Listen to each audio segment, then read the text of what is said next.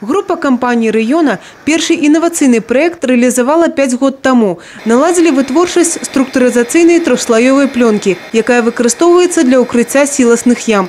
Яе аналагаў у рэспублікі няма і зараз. У поўную магутнасць уже працуе і міналагодні проект. Лінія по вытворчасці шырокафарматнай шматслаёвай двухкаляровай пленки са зніжанай газа і парапранікальнасцю. Яна ўжываецца ў сельскай гаспадарцы.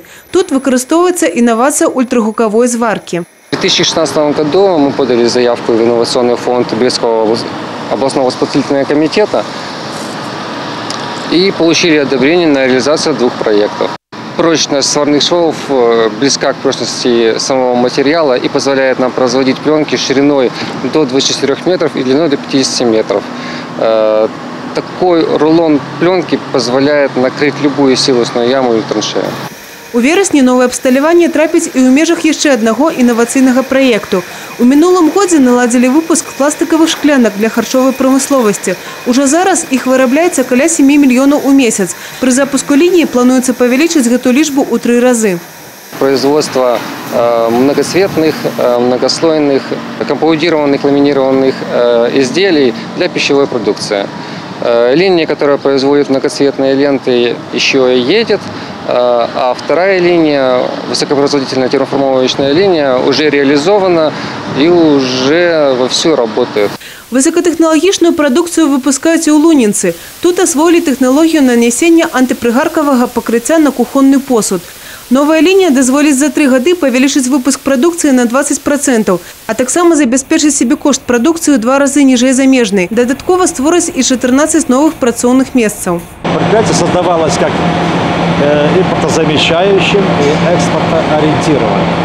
И сейчас, в настоящее время, проект точно так является импортозамещающим и экспортоориентированным.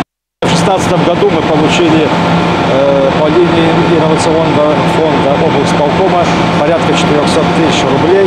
Предприятие динамично развивается, и мы на этом не останавливаемся, так что все еще впереди. У гэтым годзе інавацыйны фонд Брэсцкага аблвыканкама складае каля 12,5 мільёнаў рублёў. З іх каля 5 ўжо выдаткавана. Высокатэхналагічная прамысловасць ужо дзейнічае ў Драгічынскім і Іванамскім раёнах, Пінску і Барановичах. Пинский опытно-механический завод, там, где производят насосы, и потихонечку мы приближаемся к зарубежным аналогам, таким как Bosch, таким как другие, значит, производители насосов. Это у нас то же самое Полесье, фантазийные пряжи. Один из самых крупных проектов – это у нас строительство, значит, производства полного цикла аккумуляторов в свободной экономической зоне.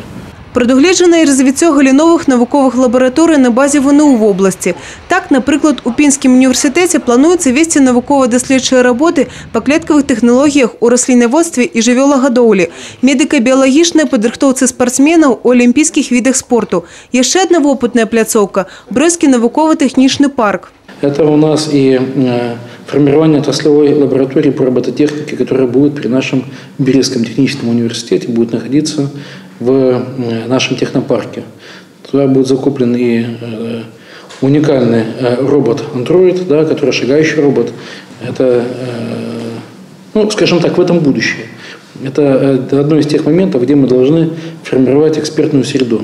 Ужо ў верасні конкурс інавацыйных праектаў працягнецца. Плануецца, што сёлета удзельная вага адгружанай інавацыйнай прадукцыі ў агульным аб'ёме прадукцыі прамысловай вытворчасці складзе 5%. Евгения Мороз, Марыя Кобец, Тыгран Акопян, Александр Дьяченко, телерадиокомпания «Брест».